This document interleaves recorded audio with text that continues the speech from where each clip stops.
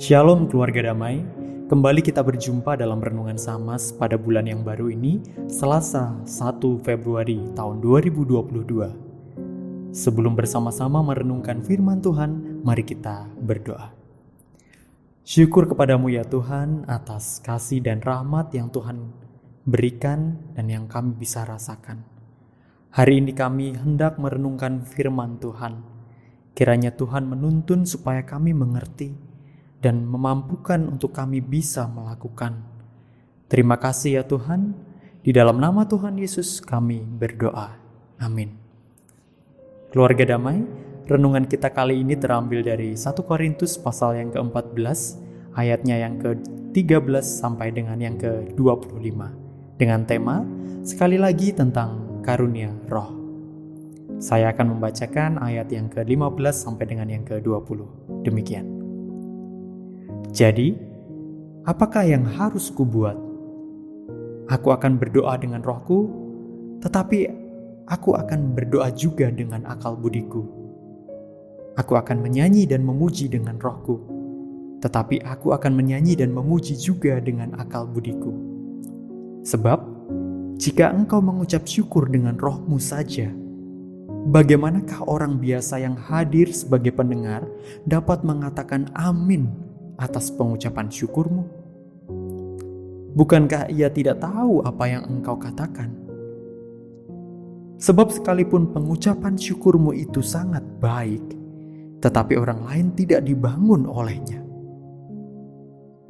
Aku mengucap syukur kepada Allah bahwa aku berkata-kata dengan bahasa roh lebih daripada kamu semua. Tetapi dalam pertemuan jemaat, aku lebih suka mengucapkan 5 kata yang dapat dimengerti untuk mengajar orang lain juga, daripada beribu-ribu kata dengan bahasa roh. Saudara-saudara, janganlah sama seperti anak-anak dalam pemikiranmu.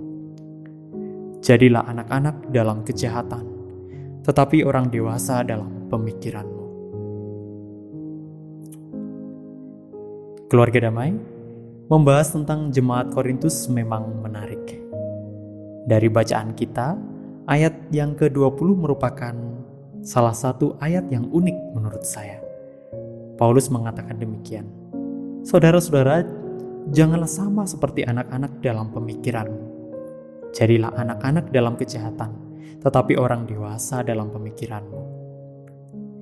Kalau biasanya kita mendengar anak-anak dijadikan contoh yang baik dalam pengajaran, namun kali ini justru digunakan kata jangan di ayat tersebut. Tapi sekaligus dijadikan contoh yang baik juga, tapi juga unik, karena harus meniru anak-anak dalam kejahatan. Jangan seperti anak-anak dalam pemikiranmu, tetapi jadilah orang dewasa dalam pemikiranmu. Ayat ini menarik ketika dikaitkan dengan jemaat Korintus yang adalah sebuah jemaat besar. Jemaat yang berisi orang-orang yang pintar dan berhikmat. Nah, kita tahu barangkali relatif kaya juga jemaat di sana.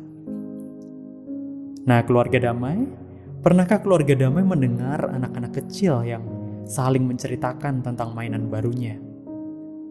Hey, ini aku punya boneka baru. Aku punya mobil-mobilan baru. Aku juga punya sepatu roda warna biru. Baru ini loh. Sambil mereka menunjukkan barang mereka atau dengan semangat menceritakan pengalaman mereka kepada teman-teman mereka atau kepada orang lain atau kepada kita juga. Kejadian itu mungkin banyak dilakukan oleh anak-anak sekitar usia 5 tahun, bisa kurang atau lebih juga. Kesukaan mereka untuk membanggakan apa yang dimiliki kadang juga ditambahi oleh cerita-cerita yang mereka karang. Terkadang, cerita karangan itu muncul begitu saja dari mereka ketika kita bertanya dan mengobrol lebih panjang dengan mereka. Bisa juga mereka membuatnya setelah mendengar cerita teman yang lain, atau ya gak mau kalah lah istilahnya. Namun ketika itu terjadi, seolah-olah kita bisa mudah mengetahui bahwa itu adalah cerita yang dikarang. Biasanya, kalau kita tanya lebih lanjut, ceritanya sudah kelihatan tidak konsisten berubah-ubah. Nah, langsung ketahuan. Wah, ngarang ini anak ini. Tapi kita mungkin akan senyum-senyum saja mengiyakan. Nah, dalam hati kita berkata, ya namanya juga anak-anak. Barangkali itu juga yang dimaksud Paulus kepada orang-orang di Korintus. Kepada mereka yang masih suka memamerkan apa yang mereka rasa menjadi sebuah keunggulan. Mereka yang menjadikan kepemilikan karunia itu sebagai sebuah menara tinggi yang dia bangun, yang patut dibanggakan dan ditunjukkan kepada orang lain. Namun semua itu kemudian diruntuhkan oleh Paulus dengan mengatakan bahwa itu tidak berguna bagi jemaat, sehingga tidak perlu untuk ditunjukkan. Untuk apa disampaikan jika tidak ada orang yang mengerti? Tapi barangkali orang-orang di Korintus ini lebih dewasa dalam melakukan kejahatan. Berbeda dengan anak-anak kecil yang mungkin tidak mahir dalam melakukan kejahatan. Lebih polos, lebih mudah ditebak ketika melakukan sebuah kebohongan. Tapi kalau dewasa dalam kejahatan, bisa jadi itu bermakna bahwa seseorang telah ahli atau mahir dalam membuat kejahatan. Tertata sedemikian rupa sehingga seolah-olah mereka tidak melakukannya, padahal mereka sedang melakukannya. Pada akhirnya Paulus mengajak jemaat untuk dewasa dalam pemikiran. Setidaknya mereka bisa tahu apa yang baik dan yang jahat. Sebelumnya, Paulus pun telah mengingatkan supaya memiliki hikmat yang benar, memiliki Kristus yang bertahta dalam hati, dan melakukan segala sesuatu untuk Kristus yang bertahta itu. Bersaksi untuk Kristus, bukan untuk diri sendiri. Kesaksian ini juga adalah hal penting menurut Paulus. Di ayat yang ke-16, Paulus mempertanyakan tentang bagaimana orang bisa mengerti dan mengatakan amin atas ucapan syukur kita jika itu dikatakan dalam bahasa yang tidak dimengerti. Ada juga orang yang barangkali sengaja menggunakan kata atau bahasa yang tinggi-tinggi. Kata-kata yang penulisannya saja sulit, apalagi membacanya. Itu sengaja digunakan untuk menunjukkan kualitas diri. Dari sisi pendengar pun, saya terkadang begitu. Seolah-olah ada kesan bahwa semakin sulit kata-katanya dimengerti, maka semakin pinterlah orang yang bicara itu. Jadi saya semakin percaya dan terkesan dengan orang itu. Meskipun sebenarnya tidak banyak juga hal yang saya bisa mengerti dari apa yang disampaikan. Tapi Tuhan Yesus justru melakukan sebaliknya.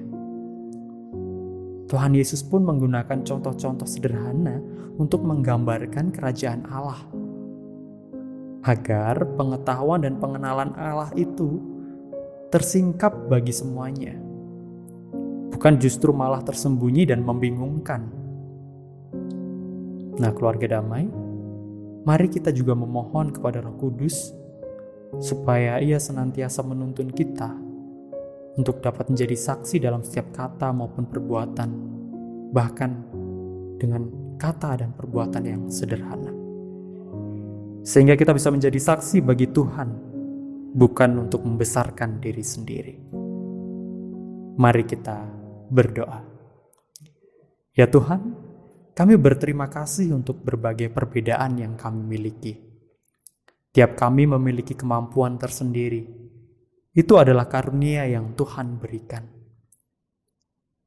Kiranya Tuhan senantiasa menyelidiki dan menjaga hati kami, supaya kami selalu menggunakannya untuk bersaksi bagi kemuliaan Tuhan. Sehingga orang melihat Tuhan dalam setiap kata yang kami ucapkan, dalam setiap tindakan yang kami lakukan juga. Di dalam nama Tuhan Yesus kami berdoa. Amin. Demikian Samas kita hari ini, selamat berkarya dan memuliakan Tuhan dengan karunia yang dimiliki. Dan Happy Chinese New Year juga untuk keluarga damai yang merayakan. Tuhan memberkati kita semua.